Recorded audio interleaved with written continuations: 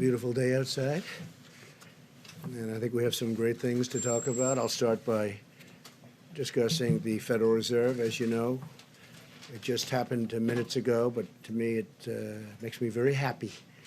And I want to congratulate the Federal Reserve. For starters, they've lowered the Fed rate from what it was, which was 1 to 1.25, and it's been lowered down to 0 to 0.25. 4.25, so it's 0 to 0.25. That's a big difference. It's quite a bit, about a point. And in addition, very importantly, the Federal Reserve is going to be purchasing $500 billion of treasuries and $200 billion of mortgage-backed securities, and that number can increase.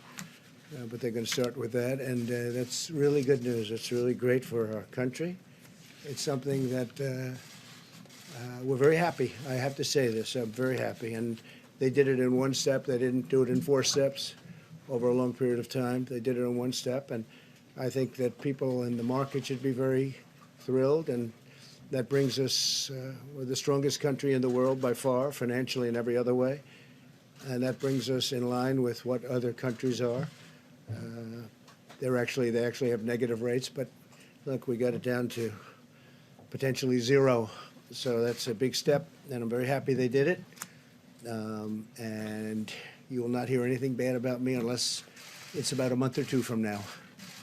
So I congratulate the Federal Reserve. I think it's terrific. Just came out just as we spoke. I wasn't going to mention Federal Reserve or anything else, but this came out as we were walking up. I want to thank the people at Google and Google Communications because, as you know, they substantiated what I said on Friday.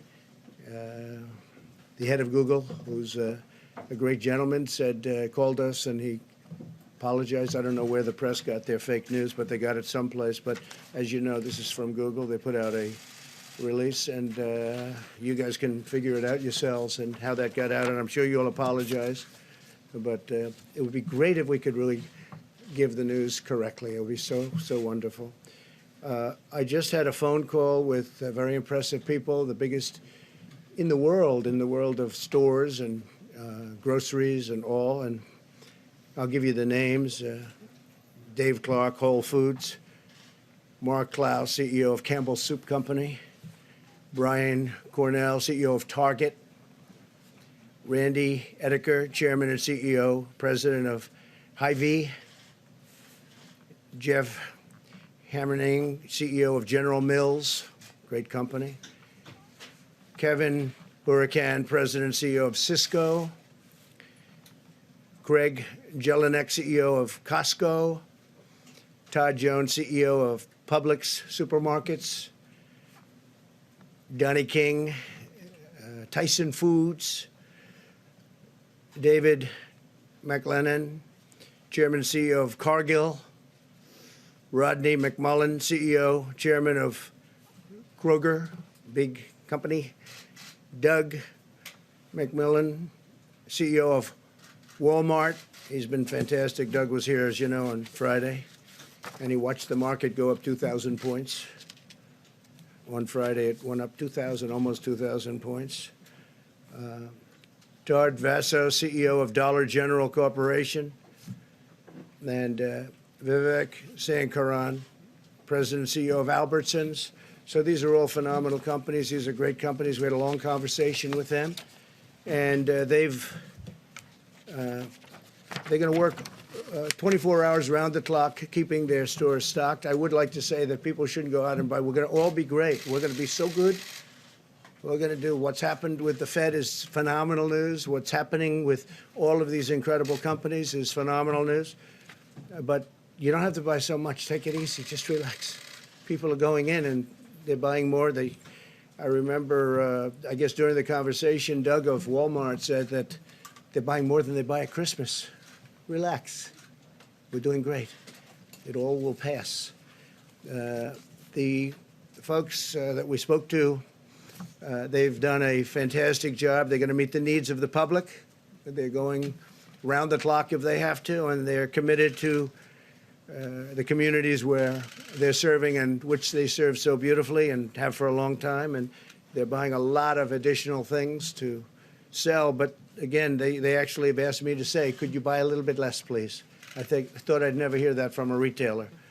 All of them are working hand in hand with the federal government as well as the state and local leaders to ensure food and essentials are constantly available, and they'll do it. There's no shortages. We have no shortages other than people are buying anywhere from 3 to 5 times what they would normally buy. It's going to be there for a long time. We're doing numbers, and there's a pent-up demand that's incredible. When this passes, when this goes through, you're going to see numbers, I predict, I guess I'm allowed to predict just like Wall Street people are allowed to predict, and they're pretty much in agreement. You're going to see there's a pent-up demand like a lot of people, including me, haven't seen before. But this has to get through. They know they're getting through the crisis and will require an all-of-America approach, and that's very important. They're committed to remaining open during this crisis, totally open. They have to stay open.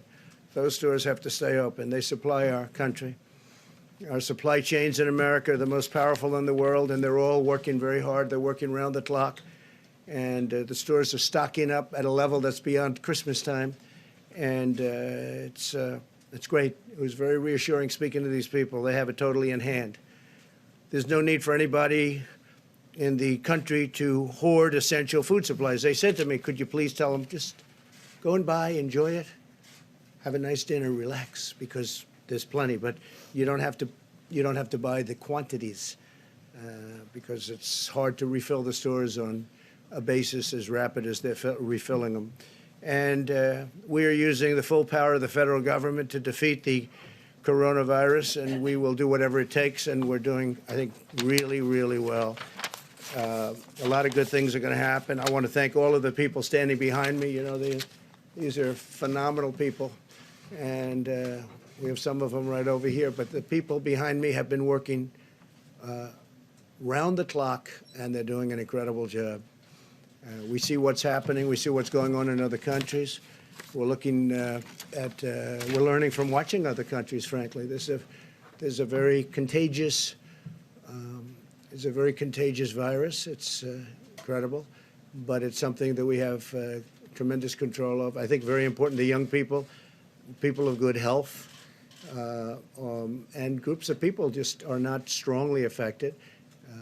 Elderly people that are not well or not well in certain respects are really a dangerous group. We have to watch them. We have to protect them very much. We have to really watch over them and protect them because they are very vulnerable. And with that, if it's okay, I'm just going to go and make some calls. I'm talking about Federal Reserve. I think it's a tremendous thing that took place just now. I didn't know I would be surprised on a Sunday. I don't know if that's ever happened on a Sunday before, but I would think there are a lot of people on Wall Street that are very happy. And I can tell you that I'm very happy. I didn't expect this, and I like being surprised. So our Vice President, who's doing an incredible job, is going to take over, and I will see you probably tomorrow. Thank you very much.